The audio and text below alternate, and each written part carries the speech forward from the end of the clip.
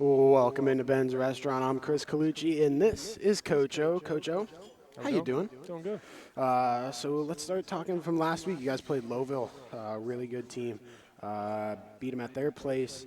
It was a very gritty game, and you guys came out win. You guys offensively were just running the ball, doing very well. Talk to me about how you guys played last week. They knocked us out of the playoffs last year, so our guys are a little bit more hungry. They wanted to get a little bit of revenge for those guys that we lost last year with like a Luke Henning and Fisher Himes and guys like that. So, we really didn't have to do a lot of the motivating this week, so to speak. Um, we try to put our guys in the best positions to succeed, and I think that they capitalized on everything that we did for them. 2 weeks ago, you played a McDonald team that test you guys to your limits.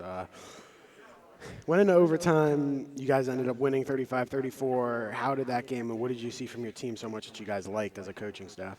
Coach Armini did a really good job of this in the huddle in one of the timeouts. Like, that was our gut check moment, early season. And, we thought it was going to come down to the last play, which it did. Overtime game.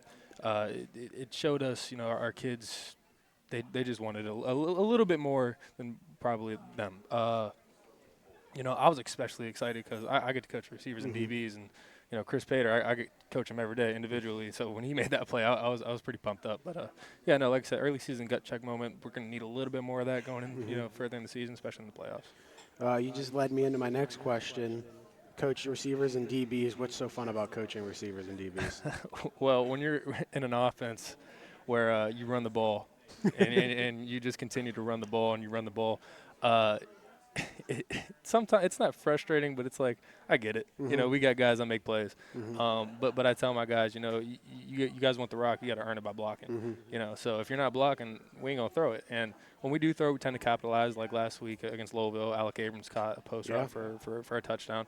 So we got to capitalize on those moments that we get, because we might not get many of those, and we might. But when you have athletes like a Jack Darney and a Chris Pater and a Don Riccardi who can make a guy miss, and take off down the sideline, it's hard to kind of compete with that. So, like I said, I really just try to beat into them, block for you guys, and you guys will get your shot.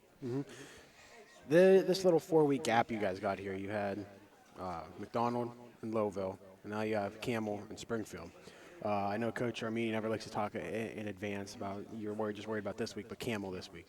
We'll just focus on them this week, and that's all I'm going to focus on him because I don't want to get yelled at by Coach Armini. What are some things you guys see with Campbell coming up this week? Camel. Yeah. They have a really good pretty good quarterback. He's a sophomore, really good athlete. When the ball gets in his hands, he can make anything happen. We treat it like any other week, though. You got to be 1-0. It's nice being 5-0, right? But you got to be 1-0 every week. You can't get to 6-0 if you're not 1-0. So, just telling the guys, just stay the course. Keep doing what we're doing. Every day at practice you got to be locked in. So, I mean, like I said, you watch film, go home, watch a little bit of film. When you're at practice, just try to focus up. We got you about 3 hours. I need you guys to work for about 3 hours. So. Now, you're a product of Coach Armini. You Yes. played for him at LeBray for all your high school career. Yep. What was it like? And the guy we're going to interview right after this also played for Coach Armini at LeBray. What's it like coaching for one of the coaches that you played for? I got to be honest, it's an experience that I'm never going to forget, whenever this time is done. But I couldn't be blessed with a better coaching staff to start my coaching career out. He called me 3 years ago. I started coaching when I was 19. I remember he called me in March. I was actually at a March Madness game, Ohio State versus Villanova in Pittsburgh. I had to call him back the next day, but it was a no-brainer for me. My senior year, we had talks like, do you want to get into coaching, stuff like that, because he could kind of see it. And I always wanted to. He, like I said, he brought me on, and I couldn't. Those guys, this coaching staff, have taught me to be a better coach, a better man, a better husband when that day comes, a better father whenever that day comes. we got a long time for that. But I could, those guys, they do so much for me, and hopefully I'm doing enough for them. Now, I got to ask you something funny. Do you still call him Coach Armini, or have you ever slipped in the first name there before?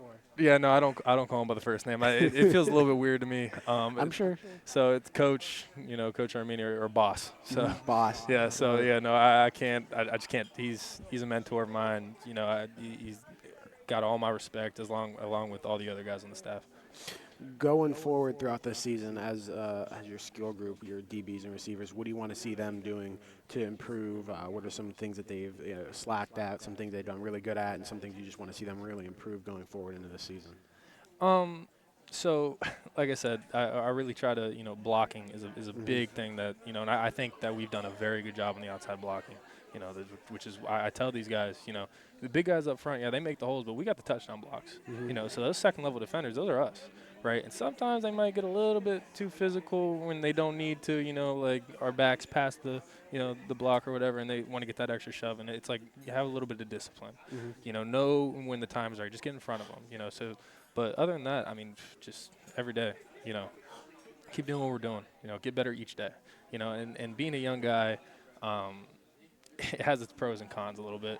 Obviously, I'm a little bit closer in age than the other guys, and I played the game a lot, relatively. I don't know, earlier, sooner. I don't know how to say Mm-hmm. it, but anyways, um, they tend to take in a lot of what I'm saying, Mm-hmm. and I would hope that they do. They respect me in a way that I can never imagine, and you know, you got my like they've all looked me up and stuff like that. They know that like I wasn't a great athlete or nothing like that, but I did things the right way, Mm-hmm. So they listen a lot, just fundamentals, so.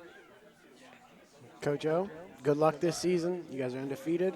It's going to be a fun, interesting second half of the regular season. I can't wait for it.